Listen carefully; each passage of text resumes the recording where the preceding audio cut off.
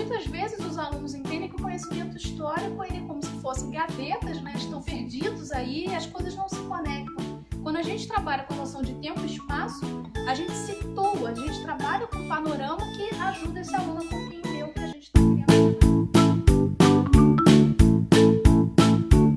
Compreender acontecimentos históricos, relações de poder e processos e mecanismos de transformação e manutenção das estruturas sociais, políticas, econômicas e culturais ao longo do tempo e em diferentes espaços para analisar, posicionar-se e intervir no mundo contemporâneo.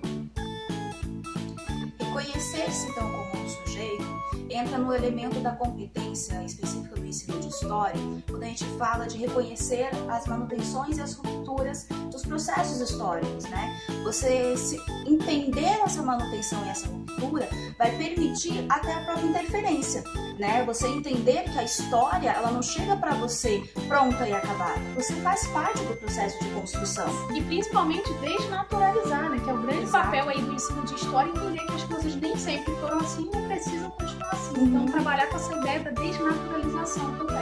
E a história não é feita apenas de grandes nomes, apenas dos heróis, de vilões. É feita de um grupo social como um todo, né? Sujeitos. E até o aluno entender isso, né? Que a partir do momento que ele começa a entender que não é feita somente dos grandes nomes, é feita dele, ele pode se entender como um agente dentro da transformação desse mundo, né? Que temos vivido. E essa é uma competência que é específica do ensino fundamental, mas ela não está presa só ao ensino fundamental. Ela também faz parte do processo de educação histórica. Compreender a historicidade no tempo e no espaço, relacionando acontecimentos e processos de transformação e manutenção das estruturas sociais, políticas, econômicas e culturais, bem como problematizar os significados das lógicas de organização cronológica. Conceito de espaço e de tempo. Muitas vezes os alunos entendem que o conhecimento histórico ele é como se fossem gavetas, né? Estão perdidos aí e as coisas não se conectam. Quando a gente trabalha com a noção de tempo e espaço, a gente situa, a gente trabalha com um panorama que ajuda esse aluno a compreender o que a gente está querendo trabalhar. É aquilo que a gente sempre fala de dar sentido, né? Por que eu estudo um período tão antigo, o período lá 300 a.C., se ele não faz sentido para mim naquele momento? Ele precisa fazer um sentido para ter esse significado e também ampliar o conhecimento do aluno, estimular que ele também busque, né? Que ele seja capaz de buscar novos conhecimentos. Até uma coisa que é presente em sala de aula é o aluno perguntar, né? Por que a história está sendo dividida assim? Por que a gente começa na história antiga e acaba agora, né, na história contemporânea? E por que eu tenho que estudar isso? E essa é uma coisa legal, né? Ter esse start de pensar por que tá essa divisão? Quem que fez essa divisão? Porque muitas vezes a gente esquece de trazer isso pro nosso aluno, né? De questionar, de falar que não, ela não tá pronta e acabada, quem sabe no futuro, né? A gente não sabe. Poderá existir uma outra divisão, que essa é uma divisão do mundo ocidental pra história e que, né, em outros lugares do mundo tem outras divisões. Por exemplo, a Idade Média existiu pro mundo ocidental. Mas será que, né, deixar essa reflexão para os alunos mesmo, para outros povos existiu? Será que foi uma idade mesmo conhecida como Idade das Trevas para os outros povos? Fica um questionamento, E a né? própria transição de uma idade para outra, né? A gente tenta delimitar datas, eventos principais, mas não foi assim, né? Acordei na Idade Média, acordei moderna. Dormi na Idade Média, acordei na Idade Moderna. Não é assim, ela é um processo de transição realmente, Feita né? por tensões também Sim. o tempo todo. Exatamente. Elaborar questionamentos, hipóteses, argumentos e proposições em relação a documentos, interpretações e contextos históricos específicos, recorrendo a diferentes linguagens e mídias, exercitando a empatia, o diálogo, a resolução de conflitos, a cooperação e o respeito.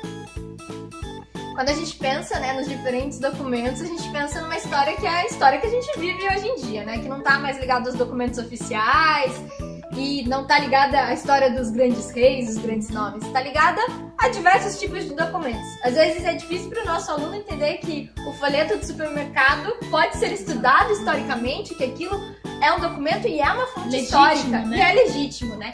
E essa questão de fonte histórica, ela tem que ser trabalhada com os nossos alunos, ela tem que ser entendida como algo amplo, algo que não é restrito aos arquivos, é algo que está no nosso dia a dia. E entra também que quando a gente começa a perceber isso, começa a entender as outras linguagens, começa a entender o pensamento do outro e outras habilidades, né, que vão sendo trabalhadas. E isso só tem sucesso se a gente trabalhar com o que é colocado ali em relação à empatia, né? O que Sim. seria a empatia? Essa ideia da gente se colocar no lugar do outro, né? Que é a ideia da alteridade, como a gente faz esse deslocamento para se colocar no lugar do outro, entendendo seus conflitos, tensões, né? O que levou àquela tomada de decisão. Então, tudo isso que ela colocou, né, que a Fanny trouxe pra gente, só vai ter sucesso, acredito eu, se a gente conseguir efetivamente desenvolver esse olhar da empatia, né, da A alteridade. empatia localizando no momento histórico, né? Por que determinado povo reagiu daquela forma durante um período de guerra ou durante um período de revolução? Tem um contexto que gera tudo aquilo. Claro que a gente não pode também temos que pensar em não cair no erro do anacronismo, né? Certamente. Mas é a empatia de justamente levar a interpretação dos documentos históricos, aí o questionamento, pensar o porquê que aquilo aconteceu. Então essa competência para o ensino de história é fundamental. E essas diferentes linguagens que o documento fala, a gente trabalha isso não de uma forma hierarquizada, mas de formas legítimas de produção de acesso, né, sejam com fontes históricas. Então, é bem importante também a gente não trabalhar nessa pauta hierarquizada. Exatamente. Pensar que imagens, fotos e até a própria realidade do aluno é um tipo Hoje de o mundo da fonte, né? internet. O mundo da internet. Pensar que não é só a certidão de nascimento do aluno, mas também a carta que ele fez pro pai quando era criança. Isso também é um Aquilo tipo tem de um fonte. significado pra ele, Exatamente, né?